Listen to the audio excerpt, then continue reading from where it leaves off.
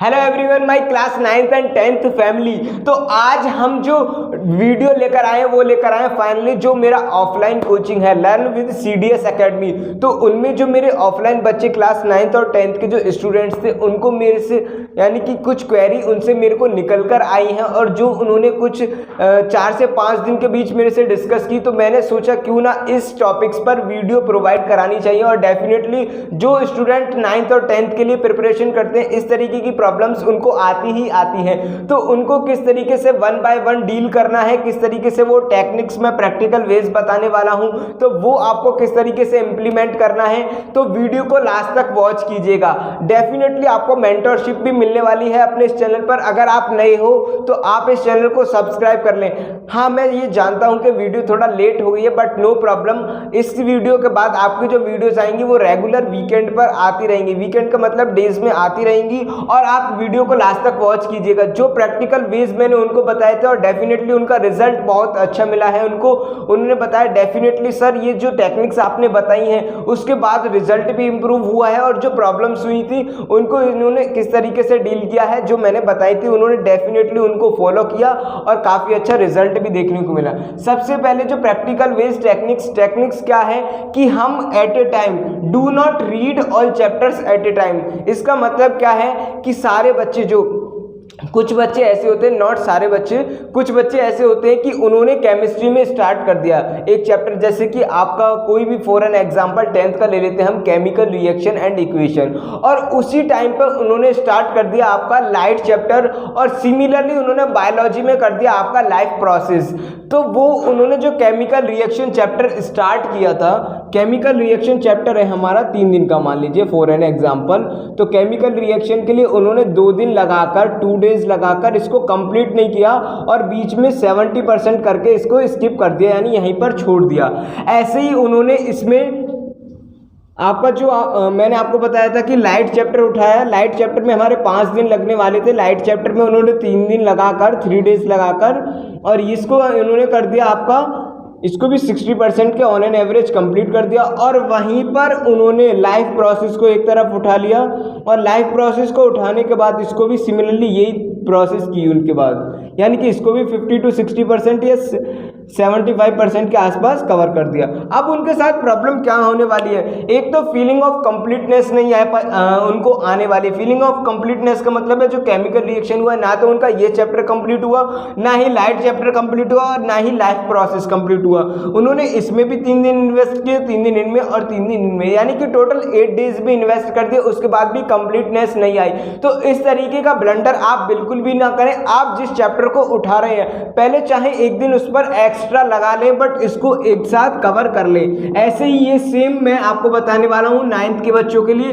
9th के जो बच्चे हैं यानी 9th के जो स्टूडेंट है वो भी इस तरीके की मिस्टेक ना करें। फिजिक्स, केमिस्ट्री और बायोलॉजी जो भी चैप्टर है, मैं ये नहीं कह रहा कि फिजिक्स को पहले खत्म करें। आई वॉन्ट टू से दिस थिंग टू यू। मेरा मैं कहने का मतलब ये है कि आप जिस भी चैप्टर को उठा रहे हैं पहले आप उसको कंप्लीट कर लें, उसके बाद आप नेक्स्ट चैप्टर पर जाएं। तो ये जो ट्रिक है वो इसके लिए है और प्रैक्टिकल वे से डेफिनेटली अगर आप इंप्रूव करोगे तो आपको काफ़ी अच्छा रिजल्ट मिलने वाला है। और इसी के कारण क्या होता है, जैसे ही आपने ये चैप्टर करे थे 75 और 60 और 70%, अब आपके डेज भी चले गए, टाइम भी इन्वेस्ट हो गया और रिजल्ट आपको आउटपुट कुछ मिला नहीं। जब आउटपुट नहीं मिलेगा तो आपको सबसे बड़ी जो प्रॉब्लम होगी वो होगी मॉरल डाउन। मॉरल डाउन का मतलब डिमोरलाइज हो जाओगे, आपका मोटिवेशन डाउन हो जाएगा और आपका पढ़ने का बिल्कुल भी मन नहीं करेगा। आप सोचोगे टीचर अच्छा नहीं पढ़ा रहा या फिर मेरे से कुछ समझ में नहीं आ रहा, बट ऐसा नहीं है। जो आपका प्रैक्टिकल वेज है पढ़ने का वो बिल्कुल गलत है। आप उसको इम्प्लीमेंट करो,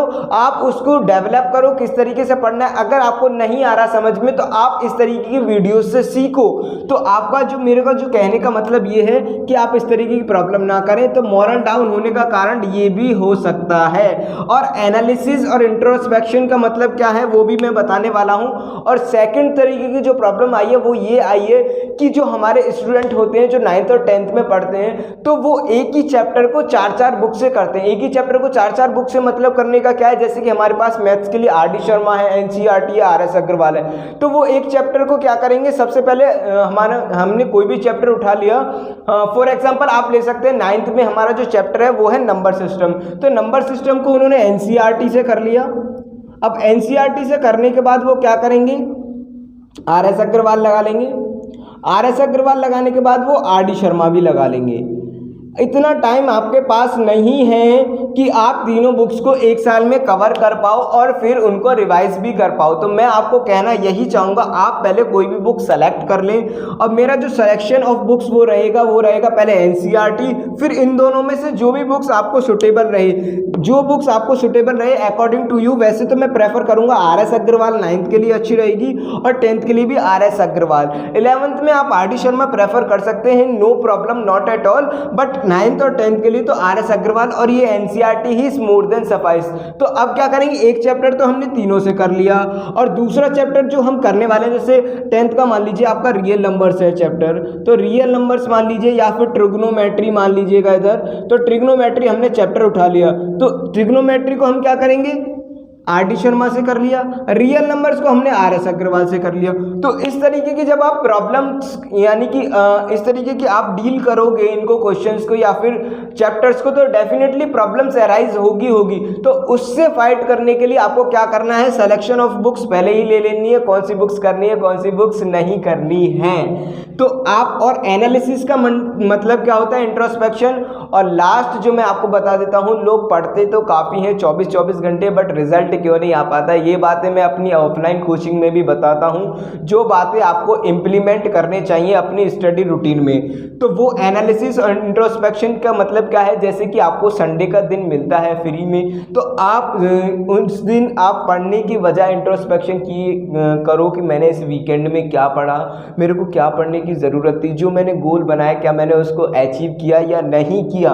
तो अगर आप इस तरीके से एनालिसिस करोगे, इंट्रोस्पेक्शन करते रहोगे टाइम टू टाइम, तो आपको ग्रोथ अपनी प्रोसेस पता पड़ती रहेगी। अदरवाइज आपको ये नहीं पता पड़ेगा कि मैंने इस वीक में कितना ग्रो किया या मेरा कितना मॉरल डाउन हुआ या मैं ग्रो कर रहा हूँ या नहीं कर रहा। और जो बात मैं आपको बताने वाला था, लोग पढ़ते तो काफ़ी हैं फिर भी नंबर नहीं आ पाते, तो उसका मतलब ये नहीं है खाली हार्ड वर्क। जो मेन इंपॉर्टेंट है वो है रिवीजन, जो मैं आपको बता रहा हूँ कि अपनी ऑफलाइन में भी बताता हूँ कोचिंग में। रिवीजन को आप इस तरीके से करें, चाहे आप डेली एक ही शब्द पढ़ें, 1 वर्ड पढ़ें या 5 क्वेश्चन ही लगाएं या कोई भी सब्जेक्ट पढ़ें, उसको एटलीस्ट 1 आवर आपको रिवीजन पर देना ही देना है। तो इस तरीके की फंडामेंटल वीडियोस के लिए और जो आपके सब्जेक्ट्स हैं, सब्जेक्ट रिलेटेड भी लेक्चर्स के लिए आप हमारे प्राइम लेक्चर्स जो मैं आपको अपने इस यूट्यूब चैनल पर अपलोड करता हूं, उसके लिए अगर आप चाहते हो कि बने रहें तो आप हमारे चैनल को सब्सक्राइब कर लीजिए, ताकि आपको सारी जो नोटिफिकेशन है वो टाइम टू टाइम मिल जाए।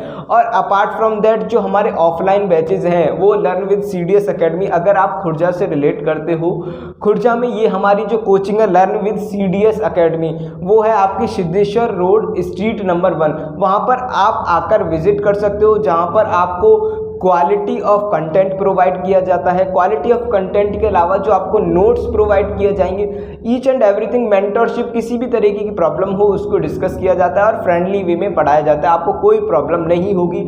आई will provide you the location where you can visit also, तो आप विजिट भी कर सकते हैं और डेमो क्लासेस भी हमारी ले सकते हैं, कोई प्रॉब्लम नहीं होने वाली। मैथ आपके लिए, साइंस एज वेल एज आपके लिए इंग्लिश, ये सारे जो क्लास 10th के लिए all subjects we are providing here, आपको किसी तरीके की प्रॉब्लम नहीं होने वाली। Thank you all of you, जय हिंद।